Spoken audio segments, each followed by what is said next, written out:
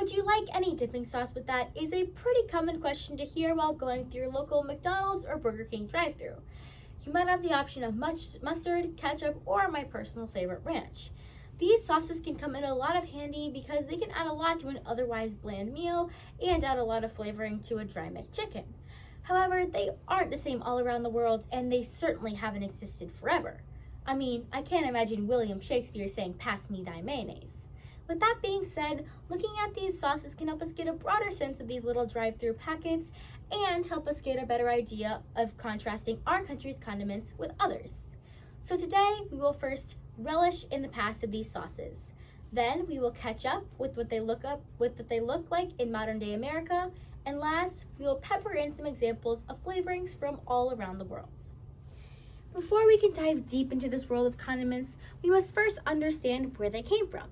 The first condiment dates back all the way to 3000 BC, which Sumerians had the one and only mustard.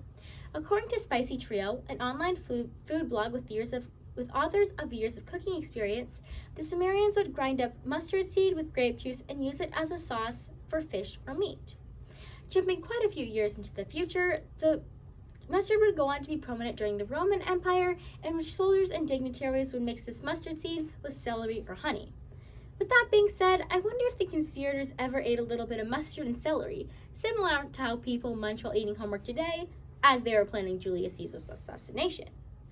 Quite a few years after that, ketchup was becoming prominent in Southeast Asia, which the British would go on to try to recreate during the 17th and 18th centuries. According to a National Geographic article titled "How Was Ketchup Invented" by Jasmine Wiggins, which was published in 2014, ketchup was recorded in writing pretty early, as evidenced by Ketchup and Paste by Richard Bradley. However, this ketchup lacked a pretty fundamental ingredient, the tomato. It was instead made out of fish like anchovies or even walnuts. I personally cannot imagine the classic dish of meatloaf with fish sauce on it instead of ketchup. I think I would find myself saying, "Sorry, Grandma, I already ate quite a lot more at the dinner table." Around 60 years after the ketchup originally had tomato implemented, a man with a name you might recognize would begin producing and catering this product to American consumers. And this man was Henry J. Heinz. This transition can lead us into our next flavor-filled idea, where we can look at condiments in our day-to-day American lives. Now that we've looked at where these sauces came to be, we can begin to look at how these sauces are present every single day in our lives. Obviously, we have mustard, and the version of ketchup that does indeed involve the tomato. However, neither of these two are the United States' top condiment. The United States' top condiment is actually mayonnaise, beating out ketchup, which was more popular a few years ago, and there's a large gap in between the two. This is seen in a People magazine titled "Ketchup, Mustard, or Mayo? Which Condiment is Really King?" that was published in 2020. That explains that Americans consumed around $2 billion worth of mayonnaise every year and only $800 million worth of ketchup every year. And in case you were wondering about mustard, it was consumed only a little over half as much as ketchup, with about $450 million of mustard being consumed per year, which has been on the decline since 2009. With that being said, I think the trend of eating mustard must have died with the thin plucked eyebrows and the low-rise jeans of the 2000s. However, even though mayonnaise is the top condiment all around the United States, it's not the top condiment for every individual state. This is seen in a study done on a website called Zippia, which had some interesting results about the state-by-state condiment favorites. So, although mayonnaise was the top state all around the country, only one individual state had it as its favorite, and that state was Hawaii. If I ever get a chance to go to Luau, I promise I'll be bringing a jar of Hellmann's with me. Another interesting find on this study was that 4 states had gravy as their top condiment, all in the lower Midwest and upper South. Last time I checked, they have just as many Thanksgivings as we do. With that in mind, they must be eating mashed potatoes and gravy year-round. So while America does definitely have some condiment preferences, looking around the world, we can see other cultures' rich condiments of their own.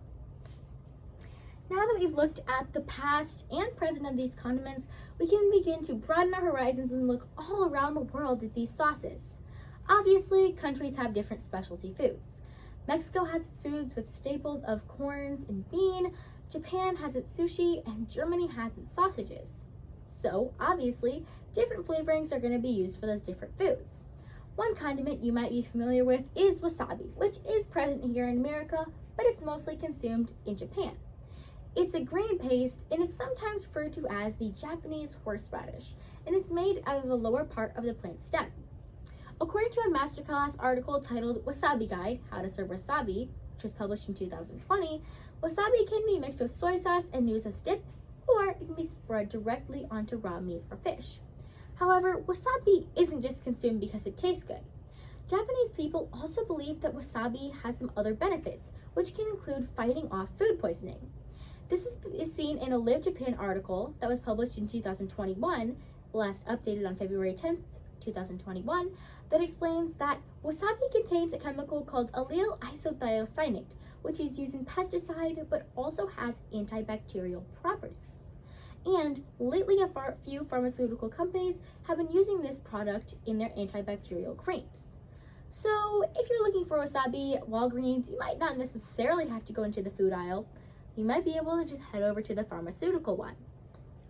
Another country's favorite, moving a little bit down south, is Australia's favorite, Vegemite. Vegemite is going to be a lot harder to find than wasabi because it's just generally not sold in America. However, if a food store does have an imported food section, you just might be in luck. As far as what Vegemite actually is, it is described in Kathy Morris's What is Vegemite and What Does It Taste Like?, which was published in 2022, that explains that Vegemite is a black paste sold in small jars and contains ingredients such as vegetable extract, oil, and complex B vitamins, riboflavin, and folate. The most classic dish for Vegemite is usually spreading it on butter with toast, but it can also be used in a meat pie or stew. Even Hugh Jackman talked about this Australian classic on The Tonight Show with Jimmy Fallon, in which he explains that the morning ritual of spreading Vegemite on toast needs to be refined. So it might not have been the adamantium bounded to his bone claws that gave Wolverine his powers. It could have been the complex B vitamins of Vegemite. So although wasabi and Vegemite don't have a whole lot in common altogether, they do share one aspect. Their country's people love them. Condiments have been growing and evolving ever since ancient times when the Sumerians first made use of mustard, and they are diverse all around the world. As the years go by, it is more likely that more types of these condiments will be invented because more foods will be invented. And as cultures have been more appreciated and recognized in the United States, it is likely that more stores will have imported food sections where these foreign condiments will become more common. Either way, looking at these sauces helps us get a good idea of how ingredients have been used through history and on what a country consumes on a day-to-day basis. At the end of the day, maybe you'll have a lot more to think about when you're in the drive-thru and the employee asks you, "Would you like any dipping sauce with that?"